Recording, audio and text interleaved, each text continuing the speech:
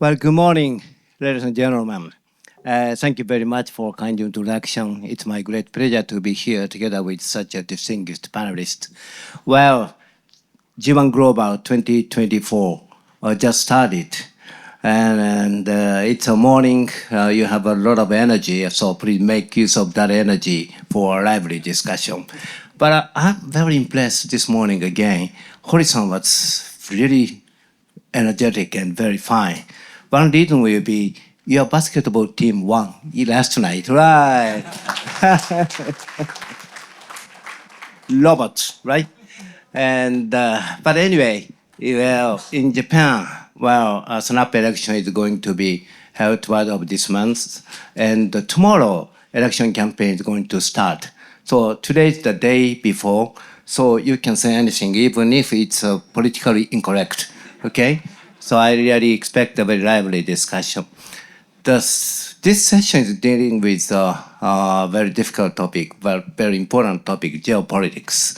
The specific theme is how should Ishiba-san deal with the United States, China, and the rest of the world, of course, including the global south, maybe. And Ishiba-san already visited Laos, having a good meeting with the ASEAN leaders and also the leaders of South Korea and China. But everything is changing very rapidly, so we have to have a very intensive discussion. Now, anyway, we have an excellent panelist joining us. I'd like to introduce each of them and also I'd like to raise one short question. First person, Bill Emmott. You know him quite well. He used to be editor-in-chief of London Economist for many years. He published so many books. Bill, very recently you published a new book. The title is maybe How to Stop the Third World War, right? Could you explain a little bit about that book? Okay. Well, thank you for being my publicist, first of all. It's great to be here, as always, and thank you very much, Hori-san, for organizing this great event. And How to Stop World War III. That is the title that was used by Fusosha, my Japanese publisher. This was also a publication for the International Institute for Strategic Studies, and their title was Deterrence, Diplomacy, and the Risk of Conflict over Taiwan. So what this is designed to say is that two things. One, thanks to the worldwide contest, particularly between China and Russia on one side and the West, led by the United States on the other, we're in a very dangerous time. Second, the risk of conflict over Taiwan between the US and China and associated allies actually has the greatest chance of leading to the use of nuclear weapons that in any conflict since 1962, any situation since the Cuban Missile Crisis. So third, we need to work hard to prevent it because it's the most catastrophic possibility ahead of us. And people are working hard to prevent it by building deterrence capabilities in the Indo-Pacific especially. Japan is in the lead alongside the United States because of the defense build-up plan that Prime Minister Kishida brought in, and the book is designed to say how this contributes and will contribute to stopping World War III. So the first clear answer to what Prime Minister Ishiba should do is that he needs to continue this strong defense posture of Japan. He needs to take a very strong and firm position vis-a-vis China and other threats. And through that strength, actually, war can be discouraged. I firmly believe in what was a Roman slogan from the Roman Empire 2,000 years ago. If you want to stop war, if you want peace, prepare for war. And deterrence by strong preparations is what's necessary. I think that Prime Minister Ishiba has a tradition of understanding this point. And I do think that that's a very important fundamental for today's time, because we need to make the preparations to be ready to prevent the terrible outcomes that might be possible. Well, thank you, Bill. You already concluded this session, I'm afraid. Anyways, thank you very much anyway, and I'd like the audience to buy that book. It must be very good. Now then, Sheila-san, she's also very well-known specialist on foreign relations, especially focusing Asia. She's a senior fellow of the Council on Foreign Relations. She's joining us today from Washington, D.C. Sheila-san, you also several years ago published a book. The title is also very interesting. Japan Rearmed, is this correct? Could you explain a little bit about that? Absolutely. Thank you, Takenaga-san. It's a delight to be with you. When I was listening to Hori-san, I was really feeling sad that I wasn't with you in person. And Bill's book seems to be able to solve all of our problems. So I don't know what I have to contribute to the conversation this morning. But, my book I published, you kindly noted, I published in 2019 called Japan Rearmed. A lot of people asked me about the title. And the reason I used that title was because I walked through Japanese thinking on a variety of dimensions about their security policy, including the Constitution, what the SDF were doing, and what the alliance meant for Japan. And I did it largely for an American audience or a non-Japanese audience. But the reason I called it Japan Rearmed is because Japan has been rearmed for many, many decades now. It's not a question of whether Japan has military power. The real question is how Japan decides to use it. And I think, again, Prime Minister Ishiba is going to confront this question in very new ways today. As Bill pointed out, there's war in Ukraine, there's war in the Middle East, there's a lot of concern about tension across the Taiwan Straits. And the alliance, not just Japan, but the US-Japan alliance, also has to think about, are we really ready and prepared should there be some threat to Japan first and foremost, but to either of us? And I think that's where I think the Prime Minister is going to have to, yes, I agree with Bill, continue Japan's effort, but also engage the United States in a fairly serious conversation about, are we really prepared together to respond to the challenges that likely lie ahead? Well, thank you very much. Later on, we will discuss the presidential election of the United States. I really expect your contribution on that point. Well, the third panelist I'd like to introduce is Suzuki Kazuto Sensei. Thank you for joining. And if I'm not mistaken, you were permanently banned from entering the Russian Federation. That's right. It's a great honor and title, I think. Could you explain a little about that point? Well, yes, I'm banned. It was a first round of the Russian counter-sanctions or countermeasures on the sanctions. So I was on the list with Prime Minister Kishida and Foreign Minister Hayashi by then. So I'm honored to be the number 63 on the list. And I'm also banned to enter in Iran because I was a member of a panel of experts on the sanctions on Iran. But anyway, I think this is the case that the states are now using the sanctions or the economic statecraft as the tool to counter, to solve the geopolitical issues. It is getting, I think both Bill and Sheila has mentioned about arming, the physical, the military capabilities issues, but also I think there's a lot of concerns about economic security and economic statecraft. These days, because of the nuclear deterrence and the stalemates of this, great power balances, it is more often that the economy becomes used as a weapon to enforce certain idea and policies and to change the behavior of others. So probably I think one of the issues that has not been discussed by the Prime Minister Ishiba is that he hasn't really mentioned about the economic dimension of the security, whereas Mr. Kishida was pretty much the pioneer of bringing the idea of economic security and setting up the Economic Security Promotion Act and setting up the Minister for Economic Security. So this is something that we need to pay more attention to when it comes to the Ishiba-san's policy. Okay, thank you very much. So in Japan also we're going to have elections, so I'll try this, let's discuss a little bit later. So let's move into the main subject of today. The first topic, let's focus the United States. Well, what's happening in the United States to the economy and the politics?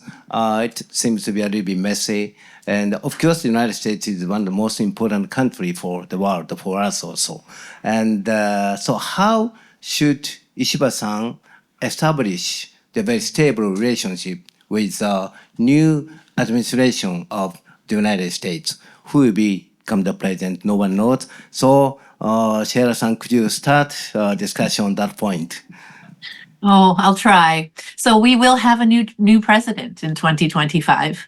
It will either be a president that you've already gotten to know a little bit, Mr. Trump, or it will be our current vice president, Kamala Harris.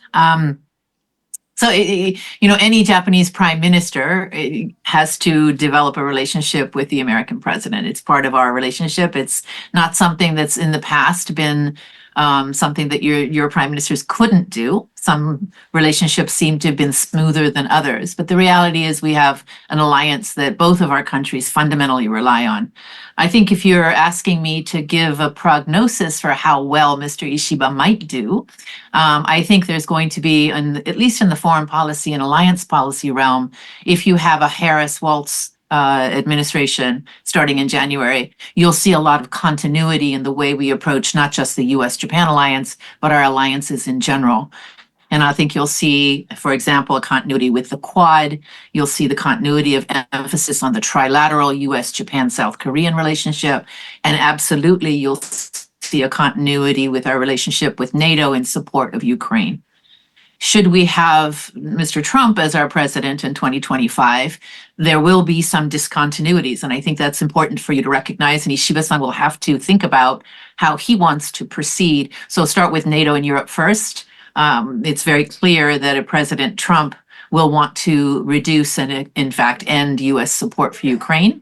Prime Minister Kishida developed a very strong Japanese support for Ukraine and partnership with NATO. So that will have a dissonance between our two capitals on that issue.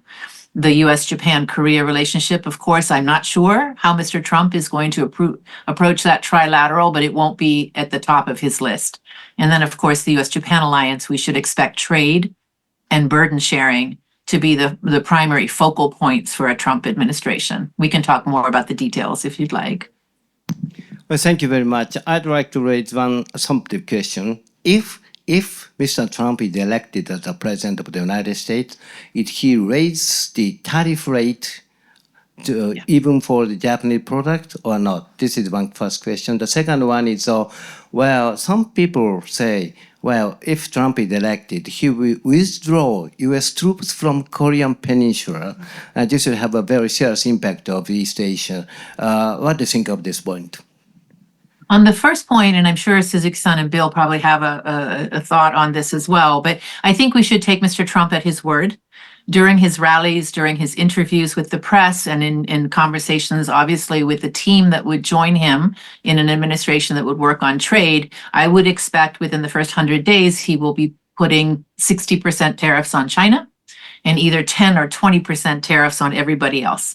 So he's been very clear, and if you go back to his last administration, he was going to end our participation in TPP. He announced it. He did it within the first 100 days. So trade as a point of leverage for President Trump is something you should take seriously and take him at his word. On the Korean troop issue, I think the context here matters. I don't know that he has a policy one way or the other at the moment, and I haven't heard him say that. But I do think that burden sharing, in other words, having our allies pay a higher percentage of the cost to have U.S. troops defend them, I think that's going to be the focal point. And of course, Japan will come up for renegotiating the host nation support agreement during his term. Well, thank you very much. Bill, if the Trump raised the tariff amazing 10%, 20%, this will stimulate inflation again. Then Fed will again the possibility to raise the interest rate. This will affect again foreign exchange rate, etc., including this economic aspect. How do you see the current situation of the United States? What will happen to the United States? How should Ishiba-san deal with the new government? Well, I do think, I mean, of course, first of all, we should remember it's a 50-50 election.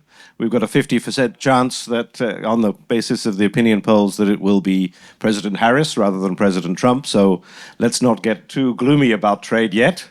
But since you ask me to be gloomy about trade, I would say that a big question to me is how will the European Union and Japan respond? Because if you suddenly receive a 10% tariff on all your exports to the United States, whether you're Japan or the EU, then you feel you have to respond.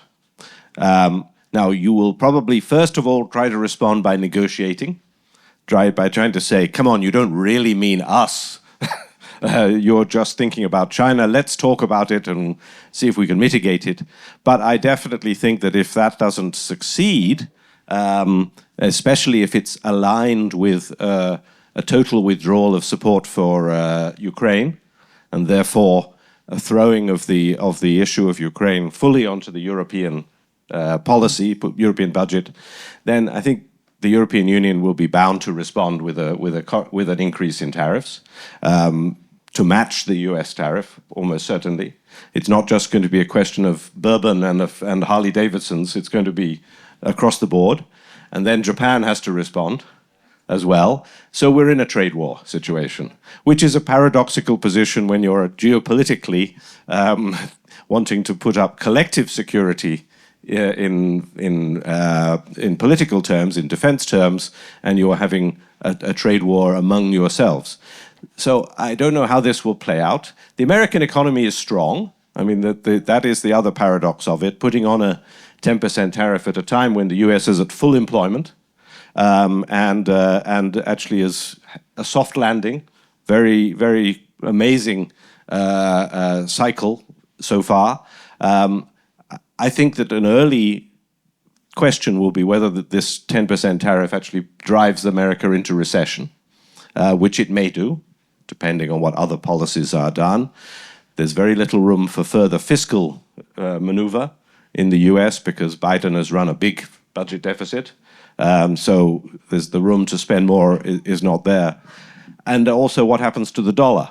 Some economists say that putting a tariff of 10% on will raise the dollar. Others say the dollar will collapse.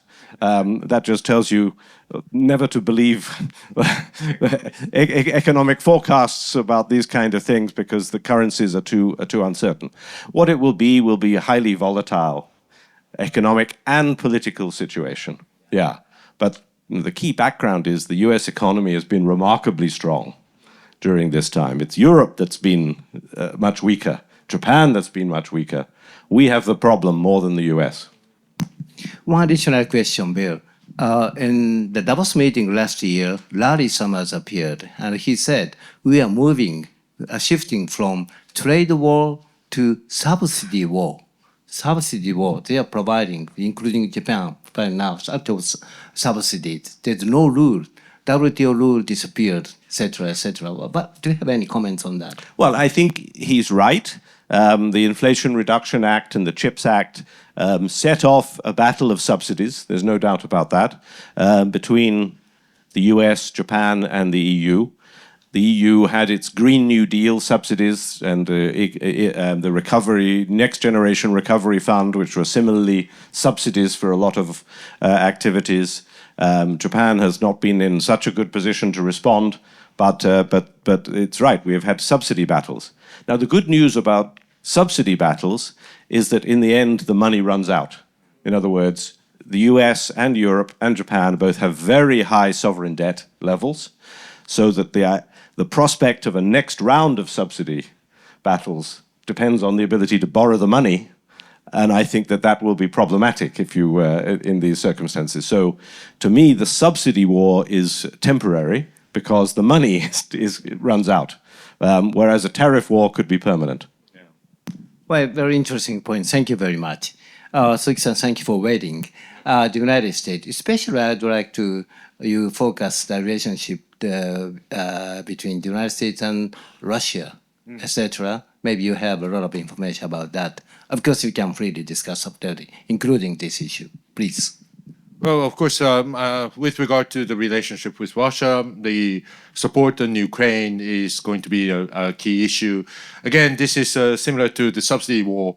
It depends on the fiscal conditions of the United States.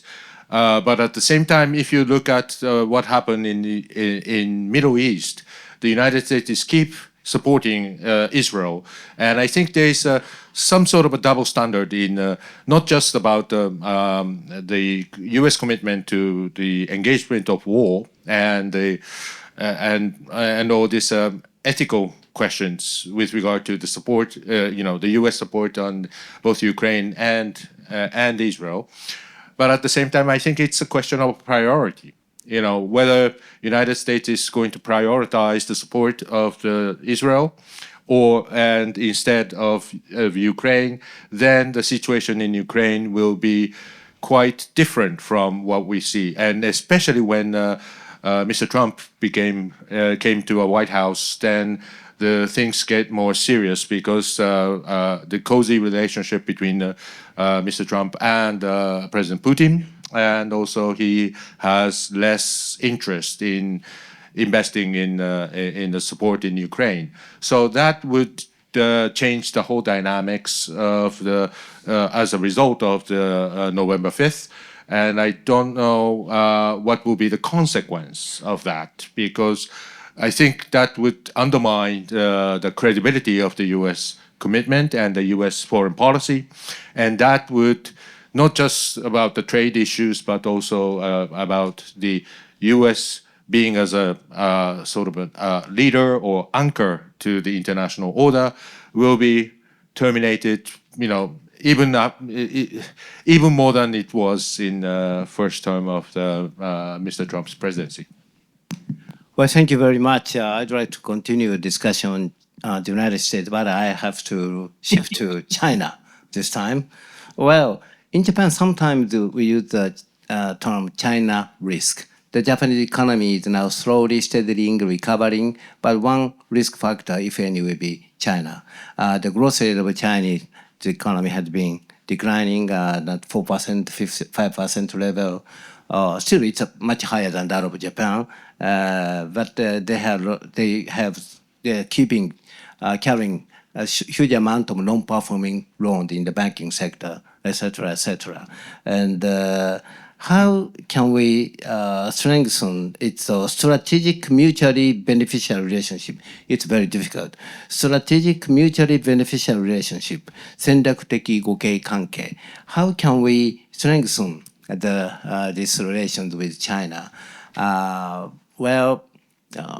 The other day, Ishiba-san already had a meeting with Prime Minister Ri-chan.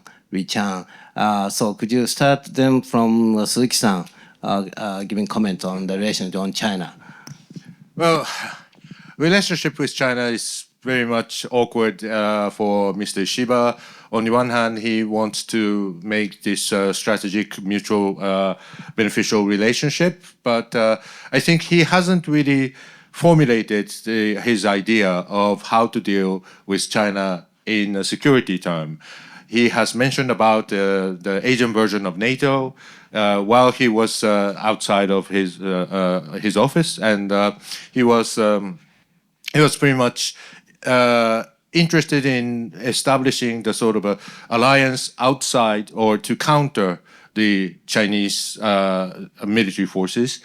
But sometimes, occasionally, he mentions that he includes China as the part of this Asian version of NATO, which seems to be more cooperative security rather than a competitive security. So I don't think Mr. Ishiba has set his mind of how to deal with China.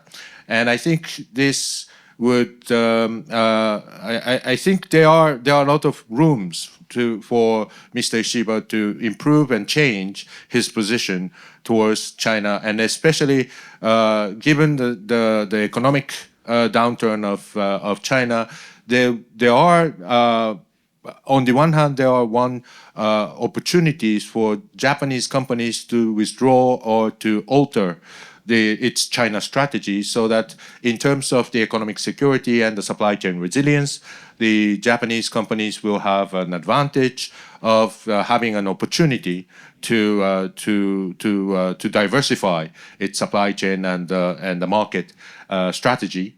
But on the other hand, I think Mr. Ishiba, one way or another, needs to take certain action, to certain decision to how to deal with China, because currently China is now operating the military exercise around the Taiwan Strait, and there is increasing pressure on Taiwan. So I think that the tension in the Taiwan Strait is now rising. So I think that would require certain reaction by Mr. Ishiba. Well, thank you very much. Taiwan emergency. What will happen to Taiwan Strait? This is a very serious problem for Japanese maybe audience, I think. Sheila-san, you are a specialist on this issue. How do you see what will happen to Taiwan Strait, and do you have any comments on that? Sure. Let me add to Suzuki-san's comment a little bit by talking about what the U.S.-PRC relationship at the moment looks like. As you know, Jake Sullivan and Wang Yi have had some fairly serious conversations about the U.S.-PRC strategic competition. And I think what's happened is you've got several focal points, Taiwan, of course, being one of them. But one of the pieces of the puzzle is our military-to-military cooperation. So you've seen that be a point of reference for both governments, Chinese and ours, about how easy it might be to escalate to military confrontation in the Indo-Pacific between US and Chinese forces. And so you've had some effort by Admiral Paparo, the Indo-Pacific commander in Hawaii, invite his counterpart from China to visit. So you're seeing slight movement there on this kind of trying to prevent conflict or escalation. But you've also had the U.S. imposition of sanctions on China for Chinese support for the war in Ukraine, for Russia's war in Ukraine. And these are dual-use technologies as well as technologies feeding into Russian capabilities. Taiwan, of course, remains at the top of the agenda for our Indo-Pacific Command and our military. I think this is going to be somewhere where a Harris administration or a Trump administration is going to continue to have to work the problem with Beijing and find a place where we can come to some accommodation about reducing the PLA's pressure on Taiwan. But I would also keep your eye up north to the Arctic. The Chinese and Russians are also putting pressure on the Arctic Circle, and we've had some intrusions into our airspace and waters up around Alaska. So you're seeing the Chinese and Russians put pressure on you, Japan, to the north, put pressure starting to make their presence known up in the Arctic. So we should be careful that we're not just focused on Taiwan, because I think the military balance and this new alignment of military forces and their willingness to test our responses in these cases is really something that's going to be very important for Prime Minister Ishiba and whoever is president of the United States. May I raise one additional question? In the case of China, China is now enhancing their capability, especially high technology. This is the kind of a threat to the United States and the world. And from the viewpoint of, for example, some African countries, they want to make use of that kind of technology. Well, how do you see the technological development of China? What will be the influence of their capability to the global situation? Well, I think it's the key piece of our ability to cooperate with Japan, with others around the globe and Europeans, Australians, and others on this innovation piece, technological innovation piece. You know, Suzuki-san pointed out the economic security dimension of this is not just about protecting our national economies. It's really going to be about the global dispersal of future technological innovation. You know, one of the pieces, it's a very micro piece of the US-China conversation, but a very critical one for all of us looking forward, is trying to get China on board in some kind of norm creation around AI, which I know is the focal point of your conversation largely in the conference today. But we are worried, Washington is worried, our government is worried about the use of AI in military technologies and in the context of war. So it's not just dispersal, Takenaka-san, of technological innovation, but it's also how these technologies will be incorporated into broader strategic competition as well. Okay, thank you very much. Bill, well, China is a very important country, but at the same time a very difficult country. Under such circumstances, well, former Prime Minister Abe initiated the new idea, free and open free and open Indo-Pacific. And of course, Prime Minister Ishiba is succeeding that kind of idea. At the same time, he proposed the new idea of Asia version of NATO. From your perspective, from the European perspective, how do you evaluate the idea of Asia version of NATO?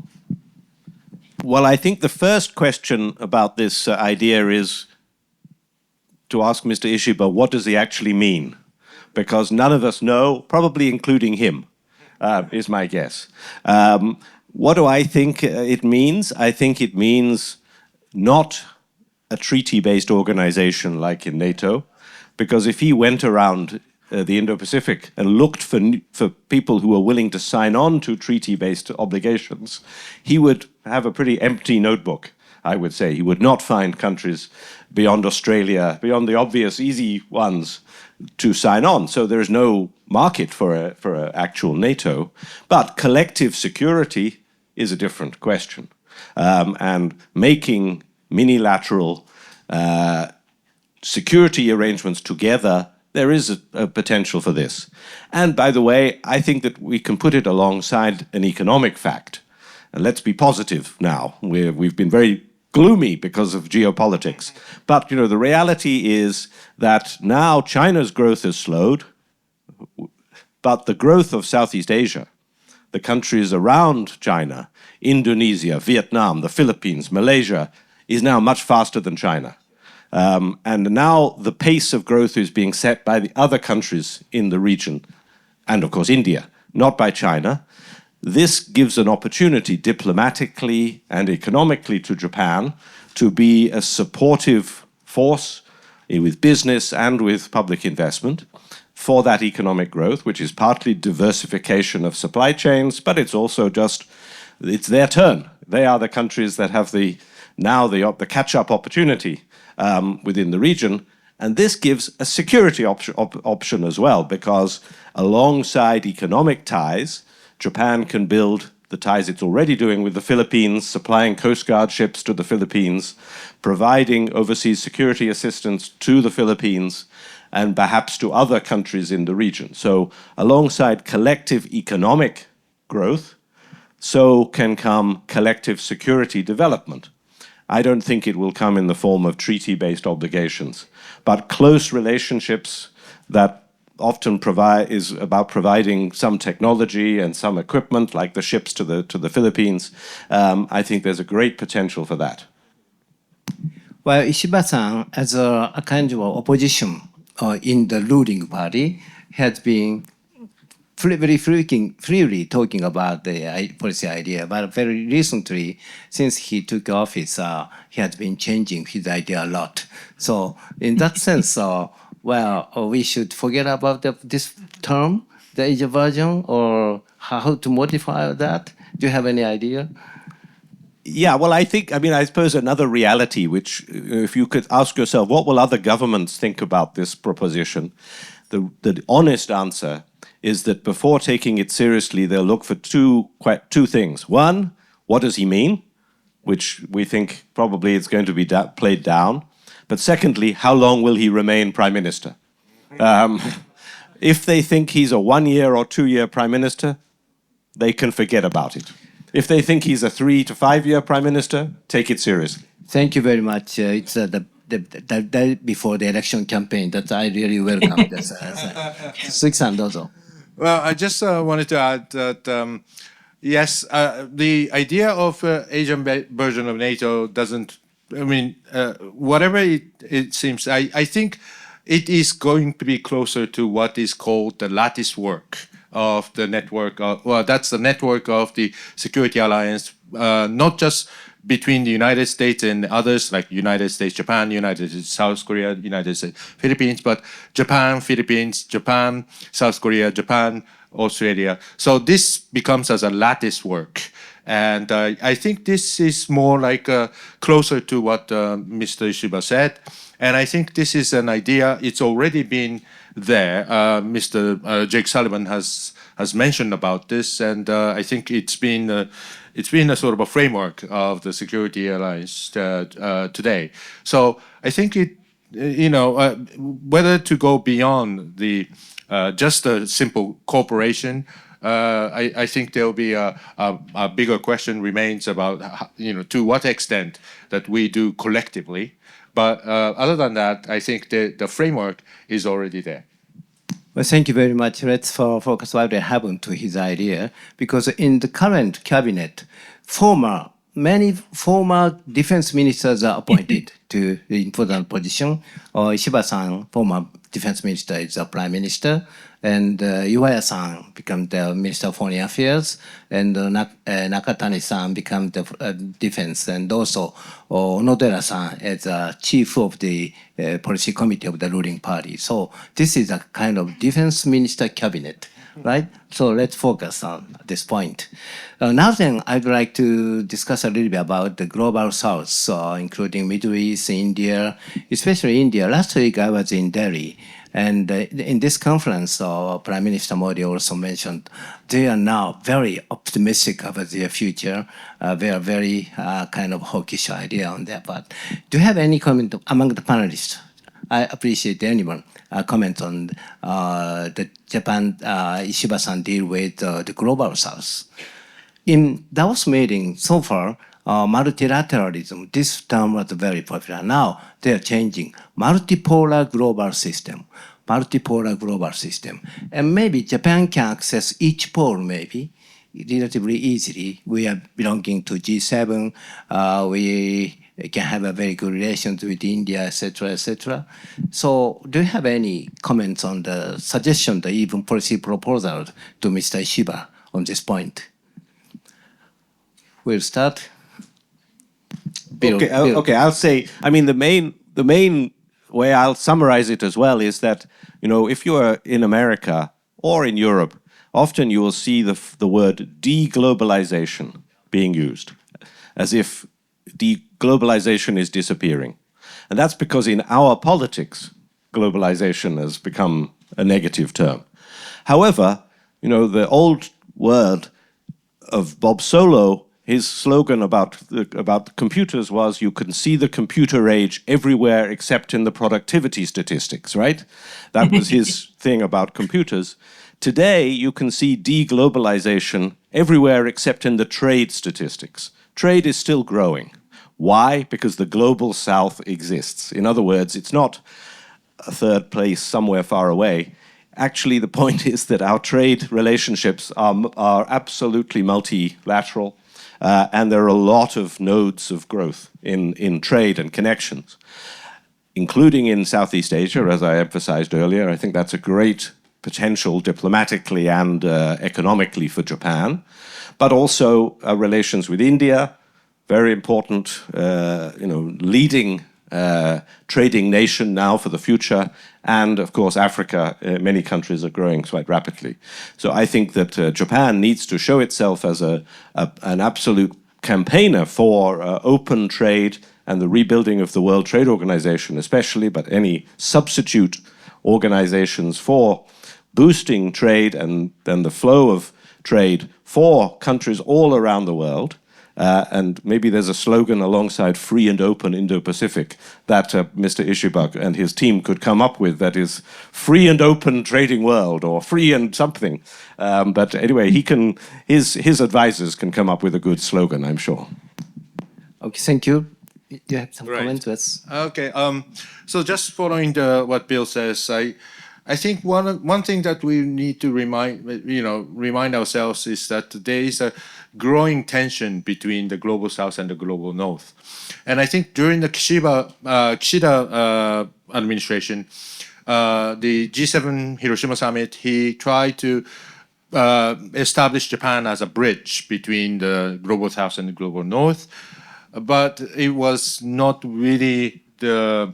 I think mending fences between the North and South is getting harder and harder, and I think because traditionally the global North has the leverage over the global South by providing aids and lending money. But now China is playing as an alternative to the Western sources of this, financial aid, and therefore there is a sort of a three-way. I think it's a multipolar world, but I think generally speaking, in terms of the geo-economic power, it's a global South, China, and the West. And I think this how to balance this trilateral power relationship is going to be the major point to bridge. So probably Japan is in a good position as a member of the Western G7 countries, but also having a relationship, stronger relationship as an alternative to the West means United States and Europe, to Africa and Southeast Asia, and probably providing an alternative to China. So that probably is the sort of a line that Japan can take. Thank you. Thank you very much. Sheila-san, do you have a comment on this? Sure. I think on India, again, we've all highlighted different perspectives of the benefits of deepening, especially the Japan-India relationship. But I think, at least Modi's India has been very forward-leaning, both on economic engagement, but also on diplomatic and strategic engagement. And yet, India is at heart, their national identity is still not aligned. And I think we need to appreciate that. I don't think we should be inviting India into a fixed strategic partnership or alliance kind of structure. I think the Quad, for example, works very, very nicely in the Indo-Pacific because it allows us to bring capabilities together without dressing it up in a more fixed and formal association that we often think about for a strategic relationship. India is very flexible these days. And I think India's relationship, as Suzuki-san pointed out, with the Global South is very important, not only for India, but for the Global South as well. And I think that's something we should appreciate. We don't need to change it or shape it or do anything to it. But I think we've got a partner in India for certain things. And I think we should leave it at where we can work effectively together and allow India to find its space, as you said, in this much more fluid world order that we're watching unfold. Okay, thank you. I raise a very final question from my side to Bill. Well, in order to strengthen our diplomatic capability, it is very important to have a very solid domestic economy. Well, Mr. Ishiba said that, and also his rival, Takaichi-san, also said a very similar thing. Yes, from the viewpoint of economist, how to strengthen the economic capability of Japan in order that we can strengthen our diplomatic power? Well, I think it is a crucial question because how can you really be strong with defense if you can't finance it easily and you have to make difficult choices? To me, it's the third arrow of Abenomics, structural reform, of which you, Takanaka-sensei, have been a strong advocate throughout. And secondly, it's about the labor market, to me, because household consumption, domestic demand, has consistently been unfortunately weak, and that has slowed down the way in which the fantastic change in the metabolism of corporate Japan, how that can be really realized and so on if you have a really weak domestic demand. We are now beginning to see wages rising faster than prices, so there's an opportunity for the Ishiba administration to, if you like, have the strong wind in their back that says, actually, now there's a chance that domestic consumption might start to increase. What can we do to support that? I think that anything that enables people to change jobs more easily in the labor market, which they're already doing in big numbers, but now that we need to allow it even more, carry your pension from one job to another, all of these flexibility-related reforms that are a bit boring to generalists, but are the stuff of reform, should be being pursued, I think, by this new government to get consumption rising and provide the basis for which a higher potential rate of growth can come. Well, thank you very, very much. It's a very important point. Very interestingly, Ishiba-san was opposing to Abe's policy, and Kishida-san succeeded Abe's policy. And Ishiba-san said that he will succeed Kishida-san's policy. What will happen? I don't know much about that. But anyway, now is the time to accept your comment and the question from the floor. Okay, I'd like to take 2-3 questions first. Please identify yourself, name and belonging and so forth. First, the owner of this conference. Okay, I'm Yoshihari of GLOBIS, and I'm curious as to know how AI will affect geopolitics. We have the session on cybersecurity, but besides that, who will benefit and how will affect geopolitics? Okay, thank you very much. And the first question. The second, Tasa-san, okay?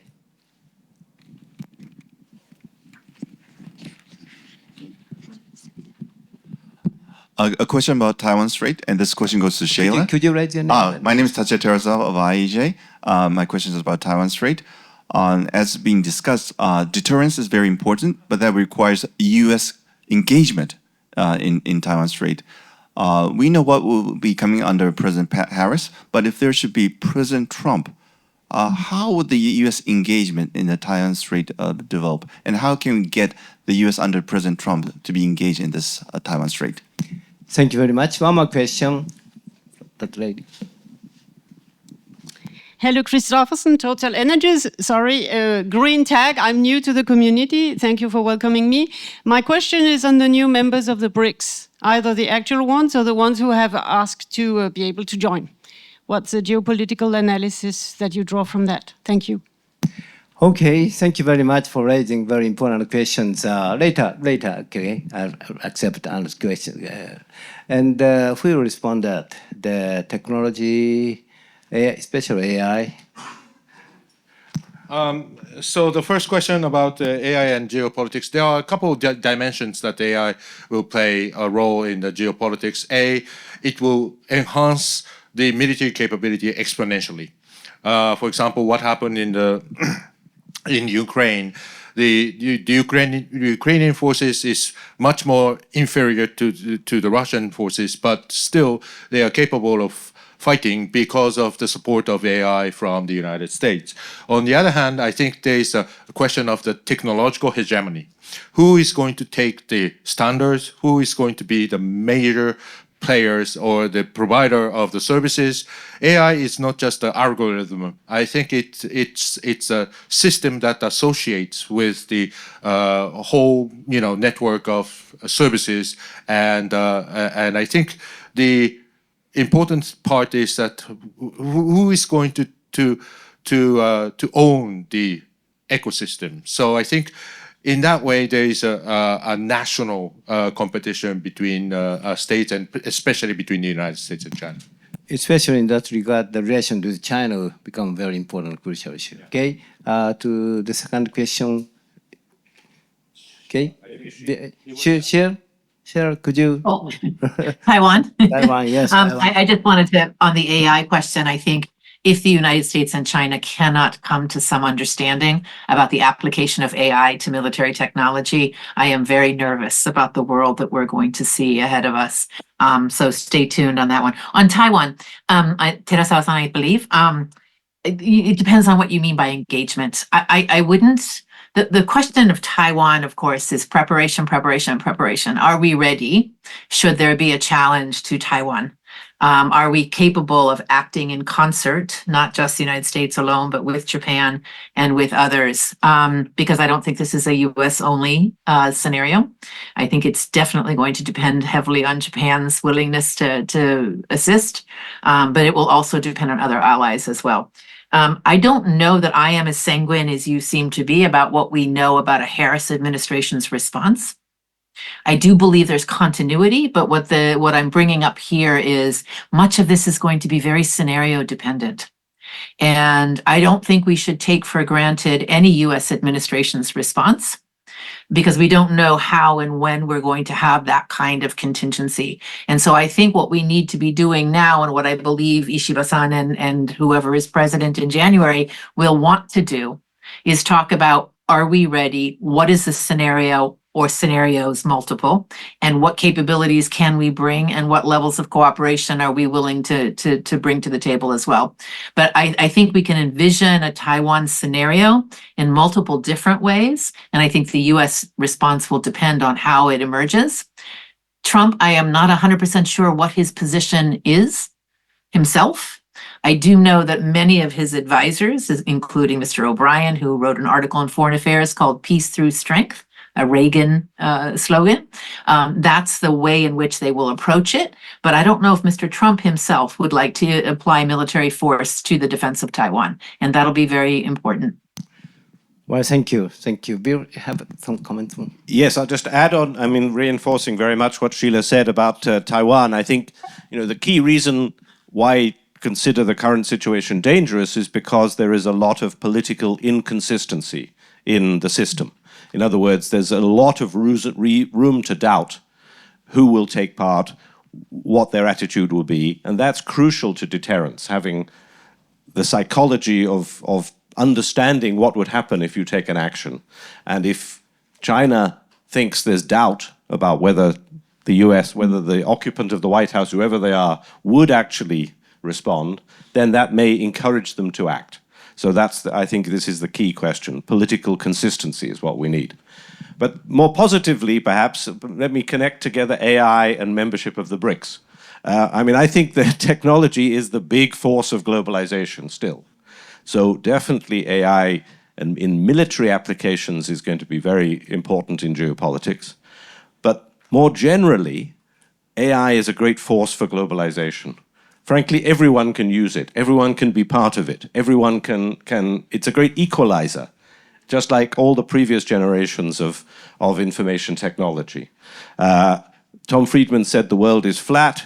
We all said, no, there are mountains, everyone's in the way. But actually, the way his insight was correct about the way in which globalization is driven by the decline in transaction costs and the increasing number of participants as engineers, as appliers, all around the world. So I think AI will be a great equalizer. There's going to be fantastic applications born in Kenya or in South Africa and in Brazil, as well as in here. So in this environment, geopolitically, why not become a member of the BRICS, as well as any other club that will admit you? It's the reverse Groucho Marx. Groucho Marx said, I will never join a club that will allow people like me as a member. In this case, in the world, countries just want to join any club that will admit them, not because they want to do it exclusively, but because it's cost-free.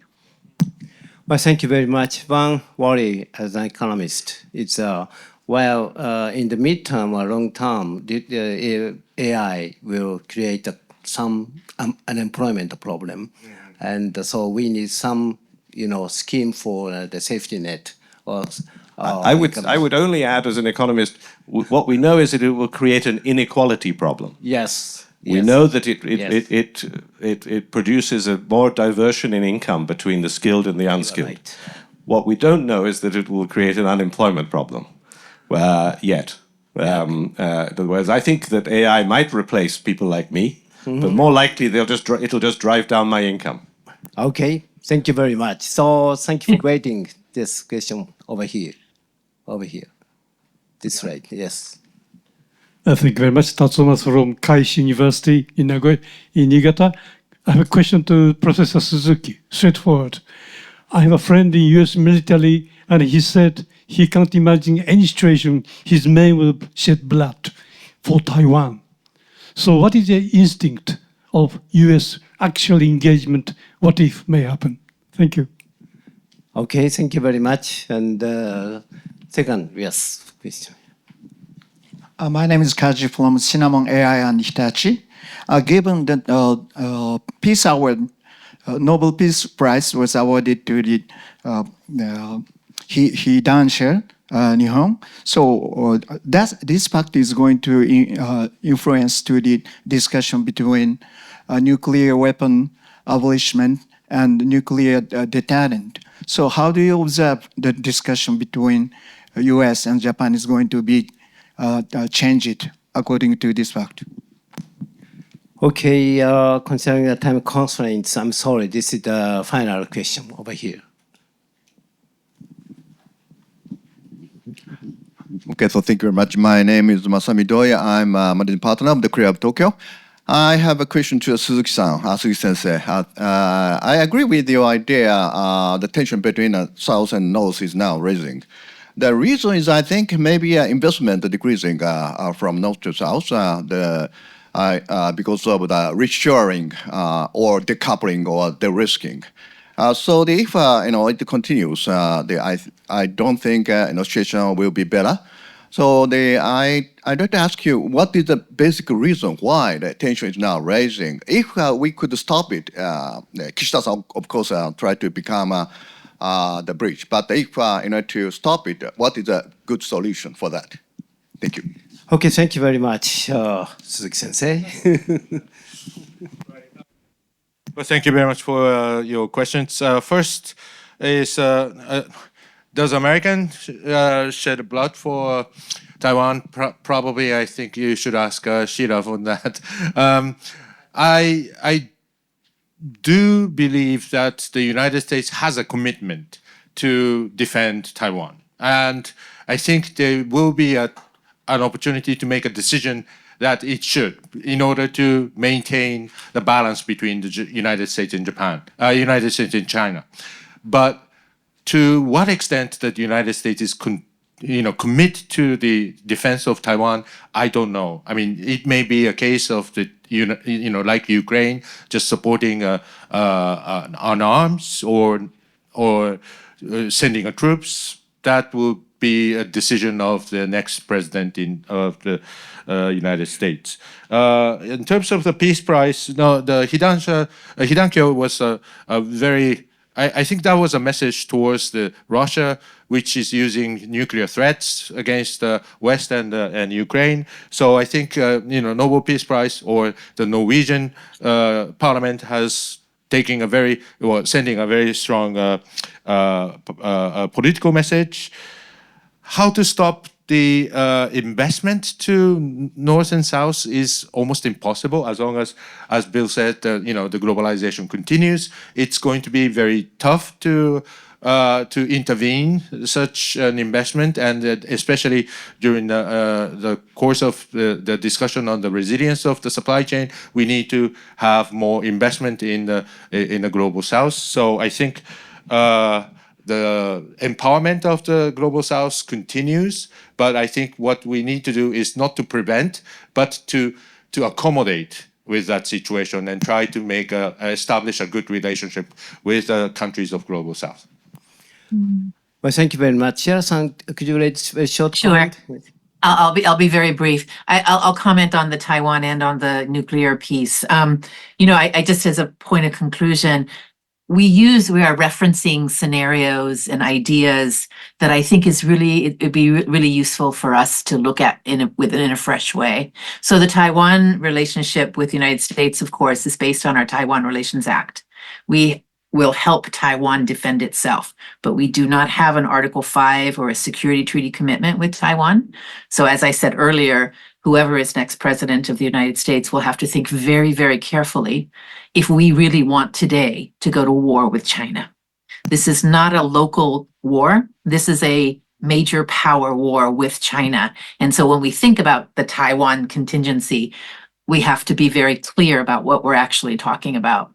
The second one, and I agree here with Suzuki-san, I think the Nobel Peace folks really wanted to remind people, and I think they did that through the honoring of Hidankyo's work, remind people of what nuclear war looks like. Because we are closer than ever before, I think, to the actual potential use of nuclear weapons. And of course, President Putin has been saying that quite clearly.